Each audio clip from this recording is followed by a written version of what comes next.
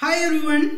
రీసెంట్గా Donald Trump administration అయితే white హౌస్లో $1 lakh $1 lakh ఫీజ్ అయితే H1B వీసాస్ మీద పెట్టడం జరిగింది. సో దీనివల్ల ఎవరికి ఎంత ఇంపాక్ట్ అవుతుంది అండ్ ఎస్పెషల్లీ ఇండియన్స్ ఎంత ఇంపాక్ట్ అవుతుంది దీని గురించి అయితే మనం కంప్లీట్గా ఈ వీడియోలో అయితే చూసి తెలుసుకుందాం.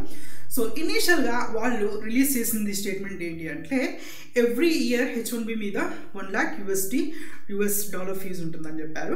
అండ్ రీసెంట్గా మళ్ళీ వాళ్ళైతే కొత్త స్టేట్మెంట్ ఇచ్చారు. ఇది ఎవ్రీ ఇయర్ కాదు, వన్ టైం ఫీజ్, అది కూడా ఎగ్జిస్టింగ్ వాళ్ళకి కాదు, కొత్తగా H1B ఎవరైతే అప్లై చేస్తున్నారో వాళ్ళకు వర్తిస్తుందని మళ్ళీ మనకు రీసెంట్గా అయితే డొనాల్డ్ ట్రంప్ అడ్మినిస్ట్రేషన్ అయితే ప్రెస్ నోట్ రిలీజ్ చేయడం జరిగింది. ఫస్ట్ మనమైతే H1B గురించి అయితే కొంచెం ఇన్ఫర్మేషన్ అయితే తెలుసుకుందాం. సో యాక్చువల్లీ H1B అనేది టెంపరరీ వర్క్ వీసా అనమాట. సో ఎవరైతే ఫారెన్ అంటే యుఎస్లో కాకుండా ఎవరైతే ఫారెన్ కంట్రీస్ నుండి లేబర్ ప్రొఫెషనల్స్కి వర్క్ చేసుకోవడానికి ఇస్తున్న ఒక టెంపరరీ వర్క్ పర్మిట్ అనుకోవచ్చు. దీని టైం పీరియడ్ వచ్చేసి 3 years ఉంటుంది అండ్ దీన్ని 6 years వరకు కూడా ఎక్స్టెండ్ చేసుకోవచ్చు. అండ్ ఇది ఎవ్రీ ఇయర్ యుఎస్ గవర్నమెంట్ వచ్చేసి 85,000 H1B వీసాస్ని అయితే రిలీజ్ చేస్తుంది. అండ్ దీని అలొకేషన్ కూడా కంప్లీట్లీ లాటరీ బేస్డ్ ఉంటుంది. సో ఎవరు పడితే వాళ్ళు డైరెక్ట్ అప్లై చేసేసి వాళ్ళకి H1B వీసా రావడం జరగదు. దీనికి ఒక ప్రాసెస్ ఉంటుంది అండ్ లాటరీ సిస్టమ్ ఉంటుంది. 85,000 H1B వీసాస్ ఏదైతే ఉందో అందులో ఆల్మోస్ట్ 60 to 70% అవైతే ఇండియాకి అయితే అలొకేట్ చేయడం జరుగుతుంది. అది ఎవ్రీ ఇయర్గా వస్తున్న సాంప్రదాయమే అని చెప్పుకోవచ్చు. బట్ ఇక్కడ వీళ్ళు తీసుకొచ్చింది ఏంటంటే $1 lakh ఫీ పెట్టారు కదా. సో అది ఎవరు పే చేయాలి అన్నది క్వశ్చన్ మార్క్ వస్తుంది.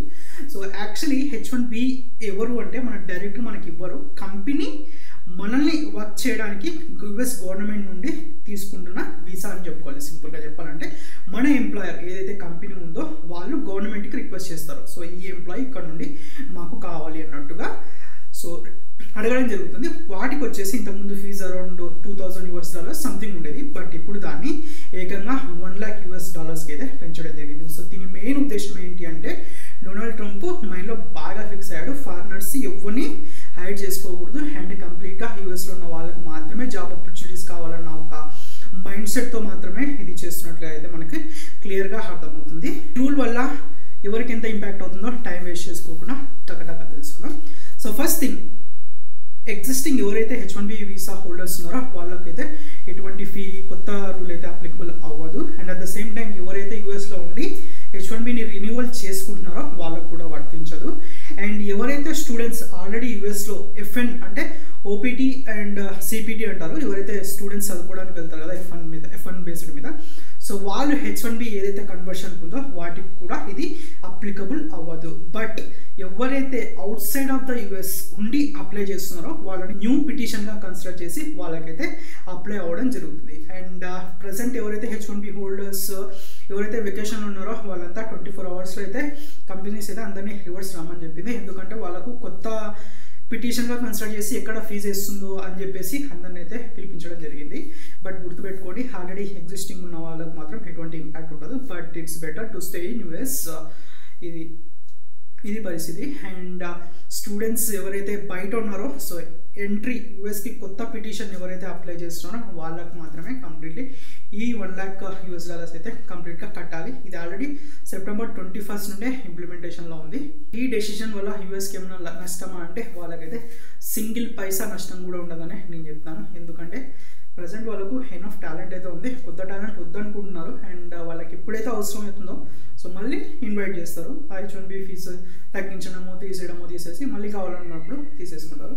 So at the end of the day వాళ్ళకైతే ఎటువంటి లాస్ ఉండదు. బట్ ఎవరైతే యూఎస్కి వెళ్ళి ఆశలు ఏవైతే ఉంటాయో అవి మాత్రం వాళ్ళకి మాత్రం కష్టం అని చెప్పుకోవాలి.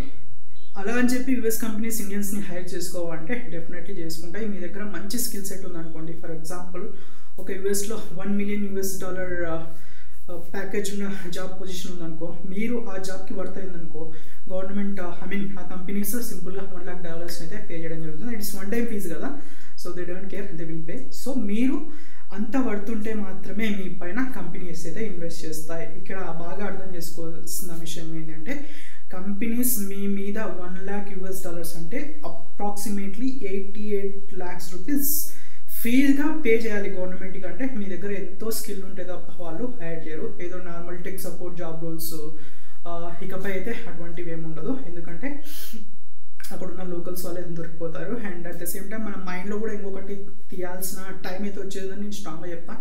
ఇండియాలో ఏందో యూఎస్ లేదు అన్న థాట్ అయితే తీసేయండి.